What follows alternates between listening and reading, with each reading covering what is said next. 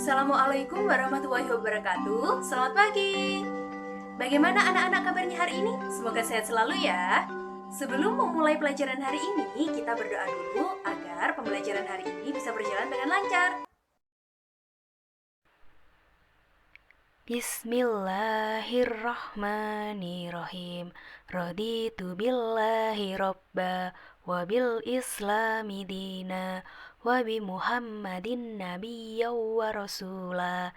Rabbi zidni ilma warzuqni fahma bi rahmatika ya arhamar rahimin. Amin. Nah, anak-anak, Ibu mau tanya, siapa di sini yang pernah pergi ke Kota Malang? Di Kota Malang, tepatnya daerah Kota Batu, merupakan daerah wisata. Di mana, sebagai tempat wisata, Kota Batu juga menyediakan sebuah tempat sebagai pusat oleh-oleh. Nah, pusat oleh-oleh ini sangat beraneka ragam. Ada jenis makanan, pakaian, hingga kerajinan tangan. Seluruh daerah di Indonesia pasti memiliki produk daerah yang beraneka ragam. Produk daerah adalah produk khusus yang dibuat suatu daerah dan terdapat ciri khas. Salah satunya Kota Malang. Selain memiliki produk daerah berupa pakaian, Kota Malang juga memiliki produk daerah berupa keramik dan makanan. Tidak hanya Kota Malang, seluruh daerah di Indonesia memiliki produk daerah yang beraneka ragam, seperti topi caping yang diberi warna dan hiasan yang menarik.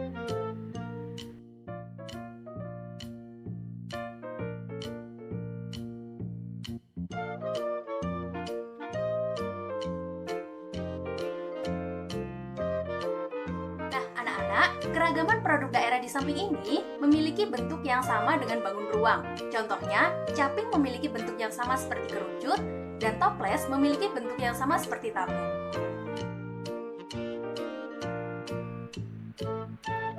Bangun ruang tabung memiliki beberapa sifat-sifat, di antaranya memiliki alas di bagian atas dan bagian bawah yang berbentuk lingkaran. Tabung juga memiliki 3 sisi, yaitu alas, atap, dan selimut tabung.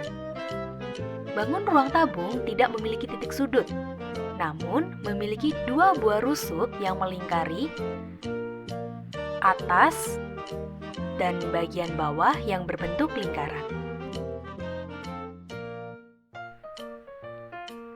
Untuk menemukan volume tabung, terlebih dahulu kita harus melakukan beberapa hal. Di antaranya, yang pertama, kita harus menentukan dahulu jari-jari dasar lingkaran dalam bangun ruang tabung.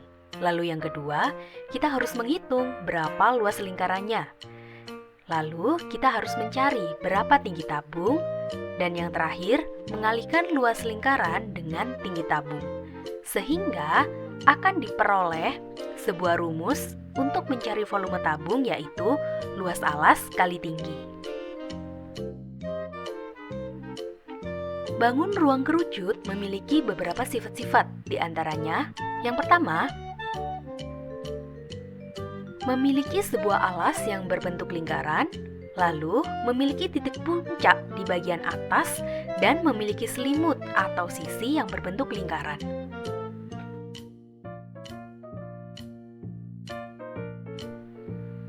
Untuk menemukan volume kerucut, sama halnya seperti bangun ruang tabung, kita harus terlebih dahulu mengikuti langkah-langkahnya. Yang pertama, kita harus mencari tahu berapa jari-jari kerucut tersebut. Lalu, gunakan jari-jari itu untuk mencari luas lingkaran. Setelah itu, cari berapa tinggi kerucutnya. Kemudian, kalikan luas lingkaran dengan tinggi kerucut. Dan yang terakhir, bagi hasilnya dengan 3. Nah, sehingga setelah melakukan langkah-langkah tersebut akan diperoleh sebuah rumus, yaitu volume kerucut, yang mana rumusnya adalah sepertiga luas alas kali tinggi. Anak-anak, dalam video pembelajaran keragaman produk daerah yang anak-anak saksikan tadi, setiap pedagang selalu memiliki cara untuk memasarkan produknya. Salah satu caranya ialah menggunakan poster. Nah, poster ini adalah salah satu contoh dari reklame, yang mana sebuah poster juga memiliki bagian-bagian.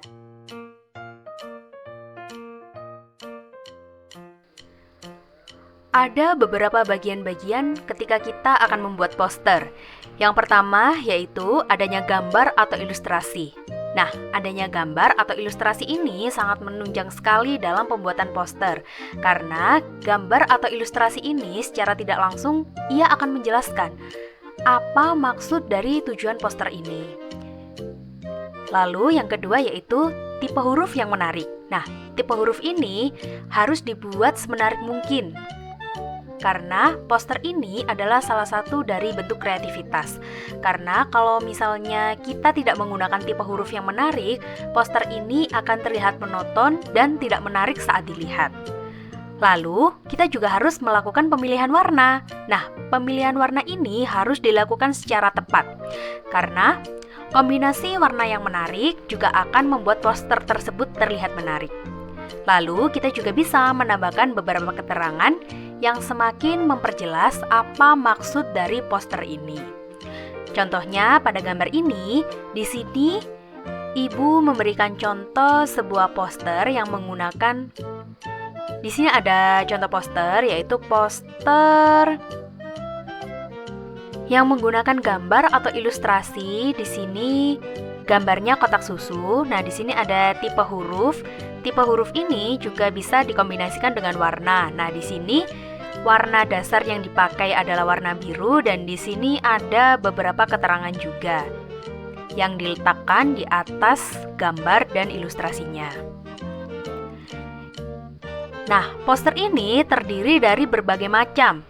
Ada poster niaga, poster layanan masyarakat, dan poster kegiatan. Poster niaga di sini adalah poster yang bertujuan untuk mengenalkan suatu produk. Sedangkan poster layanan masyarakat di sini adalah poster yang bertujuan untuk mengajak masyarakat kepada kebaikan.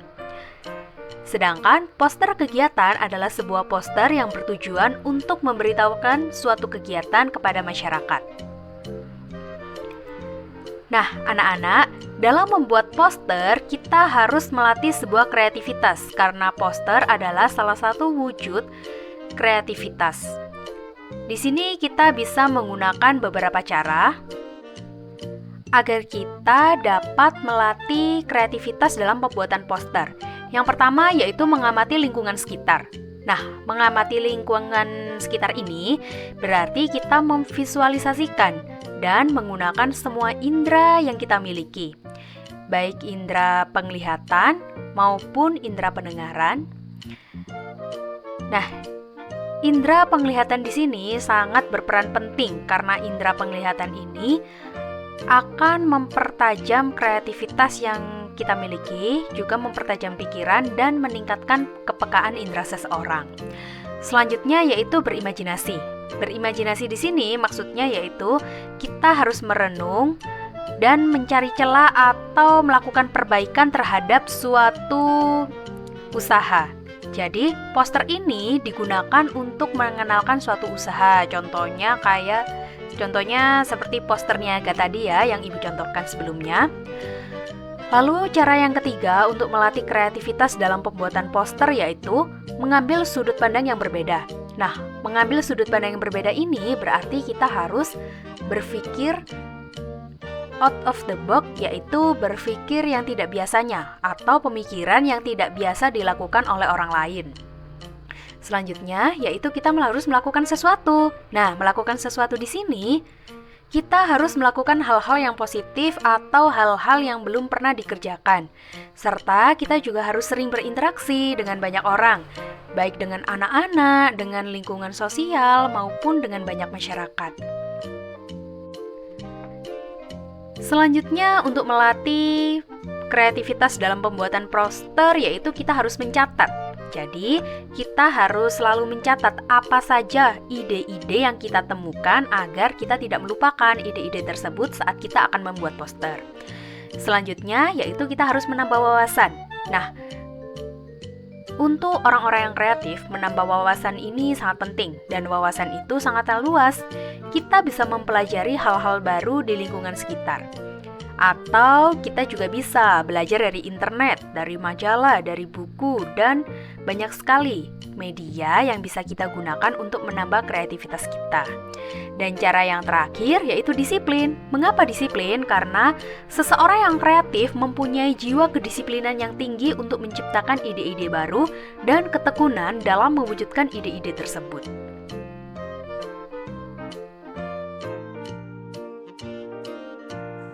Bagaimana anak-anak, sudah paham dengan materi pembelajaran hari ini? Hari ini kita sudah belajar tentang keragaman produk daerah, volume dan sifat-sifat bangun ruang kerucut dan tabung, serta kreativitas dalam pembuatan poster.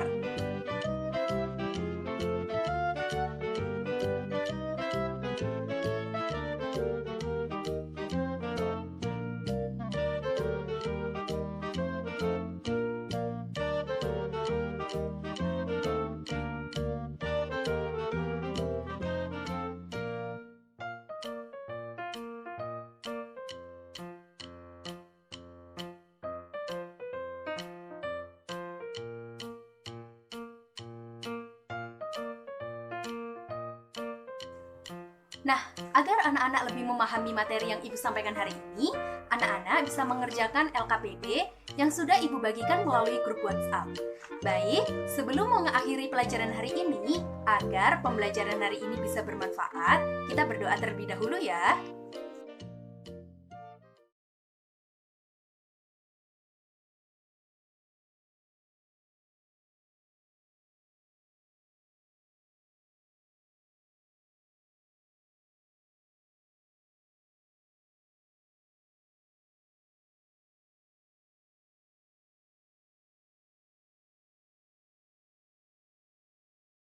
Sekian pembelajaran hari ini, semoga bermanfaat, tetap jaga kesehatan, dan wassalamualaikum warahmatullahi wabarakatuh. Sampai jumpa.